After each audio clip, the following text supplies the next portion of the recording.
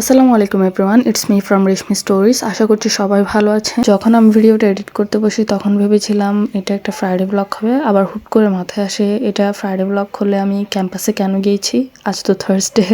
So যাই হোক, Friday blog next ভিডিওতে শেয়ার করব। ক্যাম্পাসের কাজ শেষ করে আমি আসার সময় 2 নম্বর গেট এই উইন্টার স্লিপারগুলো দেখেছি, তাই আমি নিজের জন্য এই স্লিপারটা কিনে নেই। কারণ শীতের সময় আমার শরীরের চেয়েও হাত পা অনেক বেশি ঠান্ডা থাকে, এই জন্য আম্মু আমাকে সবসময় বলে আমার শরীরে নাকি রক্ত কম।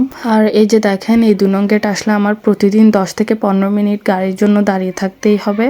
তারপর আমি বাসায় চলে আসি। বাসায় এসে সন্ধ্যায় দেখি আমার কাজিন আমার জন্য ফুচকা নিয়ে এসেছে। ওরা আমায় না বলে বাইরে গিয়ে একা একাই চটপটি খেলো, আর আমি জেনে রাগ করবো দেখে ওরা আসার সময় আমার জন্য ফুচকা নিয়ে আসে। আর আপনারা কারা আমার মতো এইভাবে ফুচকা টকে চিনি মিক্স করে খান অবশ্যই কমেন্টে জানাবেন। অ্যাকচুয়ালি আমি টক ঝাল একদমই খেতে পারি না, আমার মিষ্টি খুবই পছন্দ। আমি মিষ্টি জাতীয় যে কোনো খাবার খেতে খুবই পছন্দ করি। আমি বাদে আমার আশেপাশের সবাইকেই দেখি spicy lover, but I am only sweet লাভার।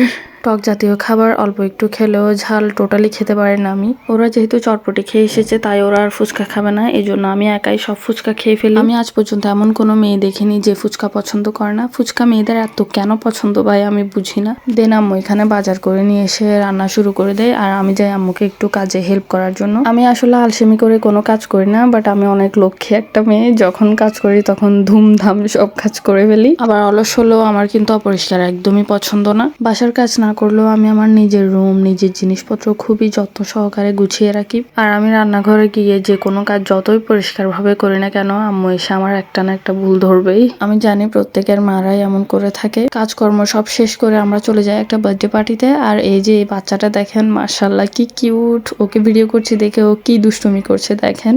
চেয়েছিলাম ওকে কয়েকটা ছবি তুলবো, বাট ও এতই নড়াচড়া করছিল। বার্থডেটা ছিল ওর এই 2 বোনের, ওরা ছিল টুইন্স। ওর 2 বোন কেক কাটছে দেখে ও কিভাবে লাফাচ্ছে দেখেন, মানে ও কেক কাটবে তারপর ওকে ওর বোনরা কেক খাইয়ে দিল। দেন আমরা সবাই মিলে বার্থডে কেক খেলাম, খেয়ে বাসায় চলে আসি। আর এই দেখেন আমি জুতাটা পেয়ে কি পরিমাণ খুশি। সবাই এটাকে উইন্টার স্লিপার বললো, আমি বলি কম্বলের জুতা। দেন স্যাটারডে আমি, আমার ভাই এবং আমার আব্বু মিলে চলে যাই মার্কেটে রাউটার কিনতে। আব্বু কিছু কিনতে গেলে 10টা জিনিস দেখে একটা জিনিস কিনবে, বাট আমি ঠিক তার উল্টো।